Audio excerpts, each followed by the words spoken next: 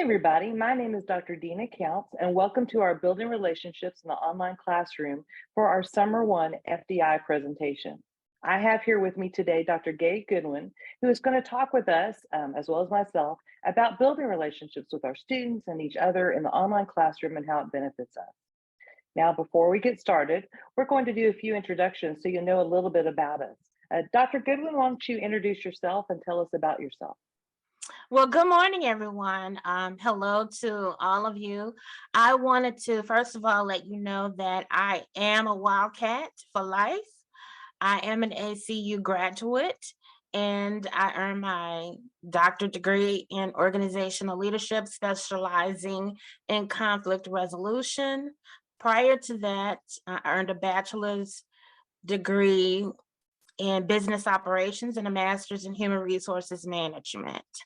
I've spent my entire professional career in human resources in various roles for major corporations.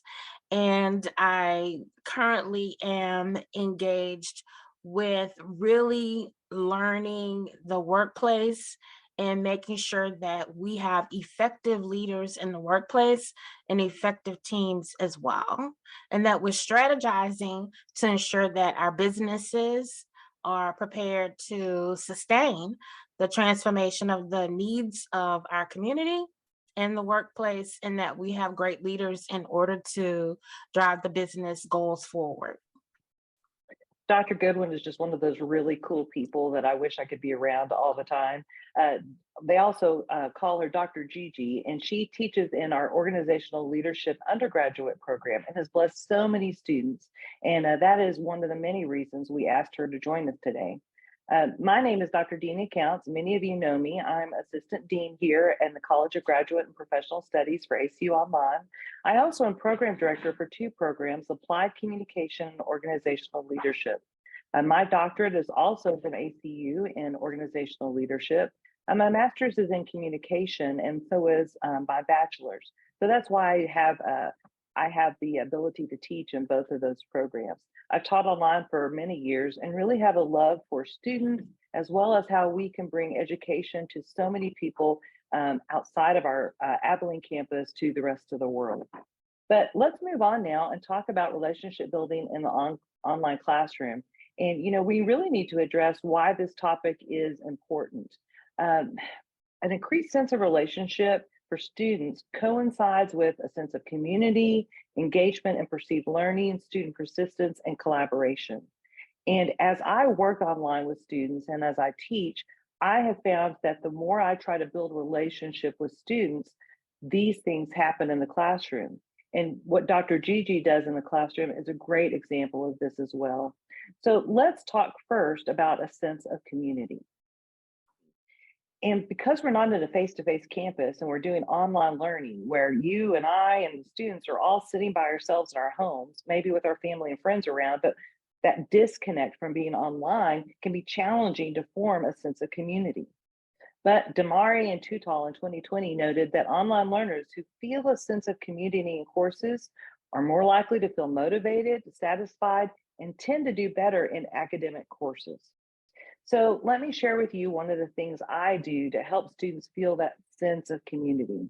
One of the things I do in the first week of class is I make sure that as I grade and as I give feedback, I always use their names. I'll say, Susan, you had a good point about this, or Tamika, you had a good point about this, because I'm trying to recognize them. But Dr. Gigi also has some great ideas on how to form a sense of community. How does that happen in your classroom, Dr. Gigi? Sure. So one of the things that I am most proud of is that I am a Wildcat for life. And I've always tried to draw that into my feedback and to the discussions by, first of all, thanking students for being a Wildcat because they could choose to go to other institutions. And it also helps them to connect with the greater ACU environment, Mhm. as well as I will draw out students that I notice may be a little shy and may not want to engage in group discussions. I will draw them out and ask them some open-ended questions in the discussion to allow them an opportunity to continue to dialogue with the other students. And so it draws us into the community of engagement as well as it draws us into the greater ACU community. I love that. I think that's one of the things, one of the many things I love about you, Dr. Gigi, is that you have embraced being a Wildcat and being a part of that community. And I think with that kind of connection, it brings others in as well. So now that we've talked about sense of community, let's talk about one of the other things that you can do to form relationships with students in the online classroom. So next, let's talk about engagement and perceived learning and how that affects relationship building in the online classroom. One of the things that Kim and Han said in 2021 is that social presence, and this is the ability to project yourself socially and emotionally in the classroom, were significant predictors, again, of student satisfaction, engagement, and their learning, their perceived learning in the online classroom. And when I hear the word social presence, what I typically think of is how am I making sure they see me and hear me in the classroom? So that may be posting announcements, that may be replying to discussions. That may mean that when I see that in a discussion that their answer is not really right, I may send them a message through the Canvas inbox saying, hey, Joey, I noticed on your discussion, you might have been struggling with the idea of transformational leadership. Would you like to meet and we can talk about that so you have a better understanding before our assignment this week? But one of the things our instructors need to know is that the federal government has released guidelines for online education. And one of the things that is required is regular and substantive interaction, which is also called RSI. And what this means is they're looking that every week, the instructor in the classroom needs to have two things they do in the classroom that spurs conversation and relationship with the student. So that could be posting an announcement. That could be in the discussion before it even opens, you posting a thought about the discussion and asking for students' feedback. But we need to make sure that the students feel like we're in the classroom and we're actively involved. Because unfortunately, I hear of instructors that sometimes just grade every week, and that's all they do. And they're grading, they go, good job, and give the student a high grade. Or, hey, you didn't do a good job, and they give the student a failing grade, and they don't explain why the grade happened. So I want to, as a professor, make sure the students feel like I'm in the classroom, because in week 3 and 4, as things get difficult, I want them to be very comfortable reaching out to me because they know that I'm easy and available to contact. But I know Dr. Gigi has some great ideas too about social presence and engaging in the classroom. So I'm going to turn it over to you, Dr. Gigi, to share some of your ideas. Sure, thank you. What I'm really excited about doing every week is posting an announcement to the class to let the students know what to expect in the week to come. And I'm really capitalizing on that opportunity to share where they need to really focus a lot of attention so that they really grasp the lesson for that week. And in addition to that, I also provide them with little nuggets of feedback and help along the way through additional announcements. So if I learn something, if I experience something, if I see where the class is having challenges, I heavily use the announcements as a way to communicate. In addition to that, I look for students that need encouragement and or they may be going through some personal struggles and challenges, and I will also send them a message, as well as I will draw them out to ensure that they know that I'm thinking about them and that I am here to support them and that we care about them as a person at ACU. So if there's anything that we can do to help, please let us know and we will. I love that, Dr. Gigi, because ACU is a place that is different, that we want to support them if they're struggling in their family, if they're having health concerns, and we want to make sure that they feel comfortable reaching out. And one of those things that we need to do to increase the engagement and their learning is be socially present in the classroom. So thanks for sharing that. So now that we've talked about a few other things that have helped students do well in our courses because of being relationally connected, let's talk about how student persistence increases when students feel like they have a relationship with their instructors and peers in the classroom. So I'm gonna let Dr. Gigi go first and tell us more about what she does in the classroom to help with student persistence. Sure. Thank you, Dr. Counts. I really take the opportunity when assignments are due to ensure that all of my students have turned in the assignment. And if there is a student that's missing an assignment, I will reach out to them and say, hello, how are you? I've noticed that you have missed turning in this assignment. Is there anything going on that I can help you with? How are you? And there are times when students have replied and said, oh, Dr. Gigi, I'm so sorry. I was caught up in this particular situation in my life, but because you checked on me, I'll go ahead and do that assignment now and get it turned in. And Mm, that makes me recognize that it's important for the student to feel as if we're not just there to grade an assignment that they turn in and be done with it, that we mhm. care about their success holistically. Amen. I love that. And one of the things that really sticks out to me is it's so easy in the online classroom for a student to feel alone. And when they do badly, that they'll ghost the class. They'll be gone because they're so shame. They feel shame about how they did or how they don't feel like they can do something well. And I think one of the things we have to do is we really have to give messages of support to our students. In fact, in the public speaking class that we teach, one of the first things the students do in their first get to know you welcome video, they have to say a mantra that they raise their right hand and they say, learning is great, but when I learn, I'm going to make mistakes. That's going to be okay. And what I find in all my courses is when a student messages me anything negative about themselves, I very quickly try to reply and say, this is nothing about your self-worth. This is nothing about your character. You are learning, and we always make mistakes when we learn. And by giving those messages that give them permission to not always be perfect, I find that students are more likely to persist in the classroom. So I think you're right, Dr. Gigi, that one of the things that's different about ACU is that we care about the student and giving them messages of support. Not that I have to be a counselor, but rather just say, hey, I'm praying for you. Hey, I encourage you to redo this assignment, take my feedback and redo it because you got the concept. We just need to do better in some of these other areas. I think that's encouraging for the student. Well, now that we talked about student persistence, let's move on and talk about the last thing that relationship building can actually encourage in our classroom. All right, so now let's talk about collaboration in our online classes. I know that most of our classes don't have any really small group assignments, but anything we can do to help students connect, and be collaborative actually helps increase their critical thinking and problem solving.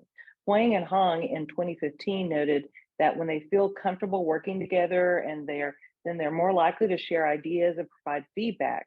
And this is just a really important skill to have. In fact, I'll let Dr. Gigi tell you more about that and how she does it in the classroom. Well, thank you, Dr. Counts. In our program, we have two synchronous discussions per term. And Mhm, in those synchronous discussions, I advertise them, I put out, say, the dates, and I try to get as many students as possible to participate. And mhm, when we're in those synchronous discussions, it's not just a lecture. I open up for an opportunity for the students to dialogue, to mhm, engage, and to learn from each other as well. And mhm, so I really stress the opportunity of them collaborating on this topic so that they can learn through collaboration and that they can experience the ebbs and flows and ups and downs of what the topic is about. mhm, And why is that important? To me, it's very important because as an HR professional, I recognize that being able to collaborate in the workplace is an essential skill to be an effective leader and a great team member. So, in today's challenging workplace where there's a labor mhm, shortage of good talent, those students that we are preparing to be able to collaborate on certain topics effectively empowers Mhm. them to be more successful and to obtain greater opportunities as well. So Mhm. holistically, I'm using the synchronous discussions as an opportunity to drive collaboration with the students. Oh, I love that. That's great. And I was thinking as we brought up this topic that our discussion boards are supposed to be places where students can share ideas and provide feedback. And even though they may not be working on a project together in those discussions, one of the things that I need to do a better job of is in the discussion, modeling how to give good feedback that is kind, but to spur their thinking. In fact, in discussions, what I tend to do is I'll take a topic that they're talking about, say maybe it is transformational leadership, and I'll say, okay, you've noted that you tend to be a transformational leader. How does that impact how you handle conflict when you're in the workplace as well? Because if you're that kind of leader, it probably impacts how you handle conflict. What have you seen there? So I'm trying to spur that thinking for the students. And I think as they challenge each other, instead of just saying, I loved your post, it was great, if I could challenge them, we get more of those collaboration benefits as well. All right, so now we've talked about collaboration. We'd like to share with you folks some of the things that we do in our classroom to increase relationships between our students and between our students and our instructors. All right, so we'd like to share with you some strategies we have in the classroom to build a relationship with students. And I'm going to let Dr. Gigi go first, and then I'll tell you about some of mine. Dr. Gigi? Sure, thank you. I am really excited at the beginning of each term. And so, what I do is I let the students know that I would like to have a one on one with each of them within the first 2 weeks of class. It gives them an opportunity to see me as a person, and it gives me an opportunity to get to know them as an individual as well. And Mhm. then what I do is I try to provide encouraging words during feedback. I always start off with the great things that they've done, how well I Mm. enjoy their examples, how clear and concise they have written the assignment, or I love their slides. And then I'll move into providing them with some additional ways in which they can enhance their work and to continue to encourage them to do well. Mm. And I also show appreciation by thanking students for turning in their work. I thank them for participating in discussions, and Mm. I am very appreciative and grateful that they are at ACU and for being a Wildcat. I also provide quick responses. So if a student reaches out to me via email or through Canvas, I will try my best to respond within 12 hours. I'm usually much swifter than that, but that Mm. is my goal, to respond within 12 hours. And I let the students know that Sunday is, Team Goodwin Family Fun Day. So that might slow down the responses, but I'm still Yeah, always checking in to ensure yeah. that I respond in a timely fashion. And then I make myself available for meetings outside of my office hours. So there's some students that are working two jobs and or Mhm. they have a family and they have commitments and obligations that keep them busy during standard office hours. So they may ask, can I meet with you at 7 o'clock on a Sunday morning? Why not? Oh, Because they're that's important great. to me. So I make myself Uh, available. And I'm always willing to provide additional resources. So if I read an article, or if there's something, some current event, or if there's a poem of encouragement that I could give a student, or if there's some guideline that I've read on how to structure a paragraph, in addition to the wonderful resources that we have available at mm, ACU, I will give that to them, because all it could take is a little nugget of something for them to learn and to grasp the point that we really want them to walk away with. And mm, I check in with them if they're absent, if they're missing class, if they're not showing up in group discussions. I'm the instructor that will check in and just make sure that you're okay, find out, if there's anything that I can do to assist you. And all of those strategies have been mhm, very helpful with my students really feeling like we care about them at ACU and that I care about them as an instructor. And it helps them to really learn the theme and the lesson that we really want them to learn from the curriculum. Well, speaking of themes, Dr. Gigi, I'm going to share with the listeners one of the things you also do is she has a tagline, be encouraged. And whenever she posts an announcement or gives feedback to students, she says, be encouraged. And I love that because there's a sense of optimism that, hey, even if we're not getting the grade we want, be encouraged. There's hope because we're all learning. So now that we talked about yours, Dr. Gigi's, I'll move on and share some of my strategies as well. All right, so Dr. Gigi was gracious enough to share her strategies. I'll share mine as well. And these are just ideas of things that we do in our classroom, but I bet everybody else has a multitude of things that they do as well to build relationship.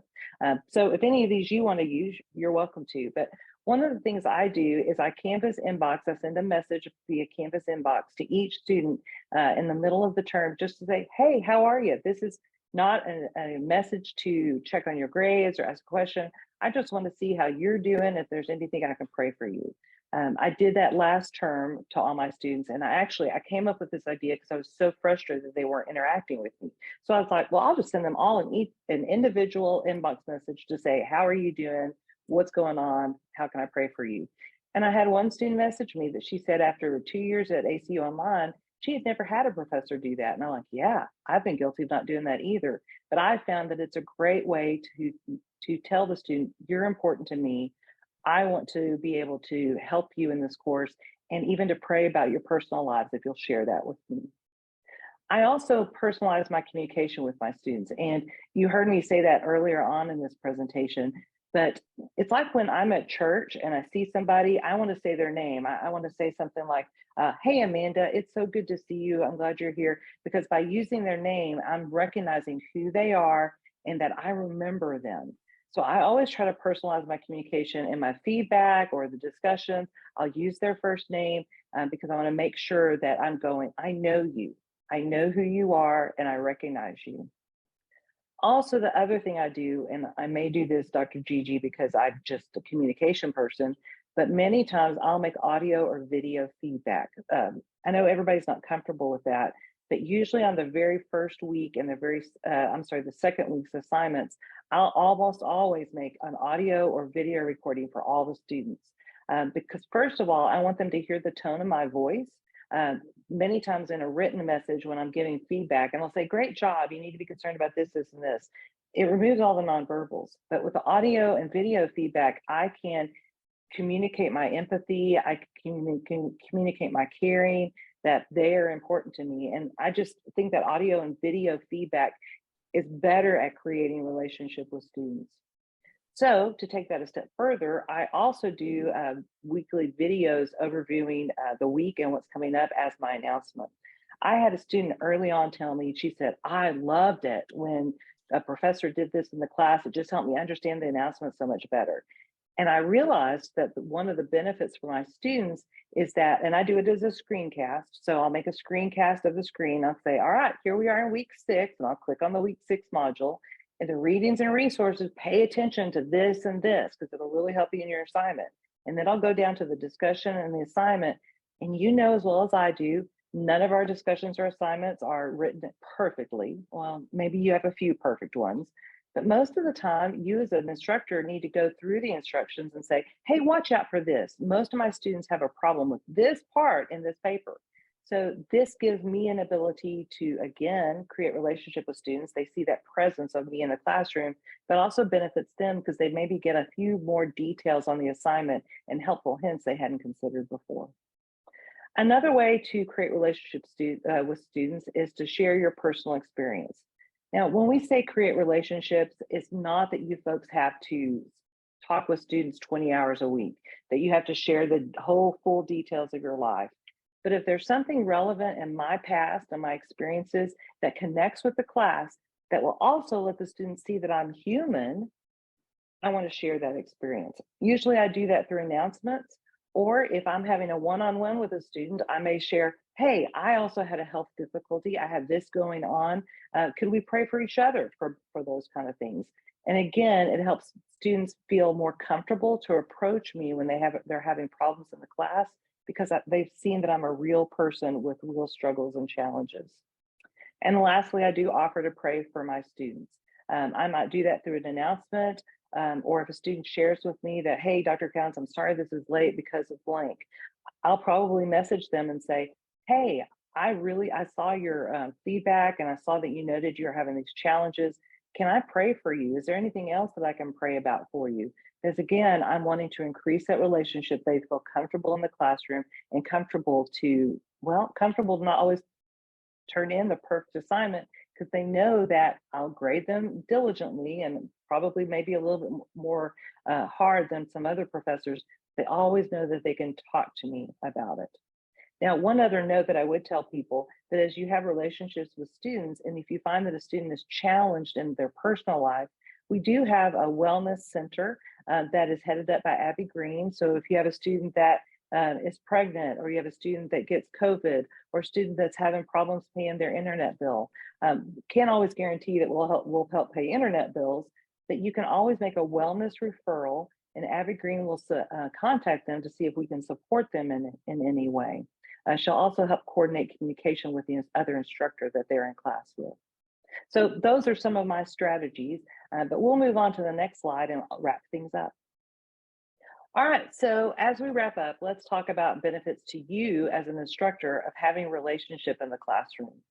Um, the studies show that we have increased job satisfaction when you interact and try to have a relationship in a classroom, a likelihood of more engagement by your students in the class, and you're more engaged as well, but also higher student evaluations, which is a win-win.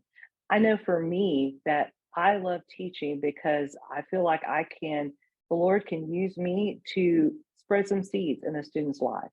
And it really gives me job satisfaction when I can have a class where I connect with students, have a relationship with students, and be able to show them the love of Christ. So it really impacts me and my job satisfaction.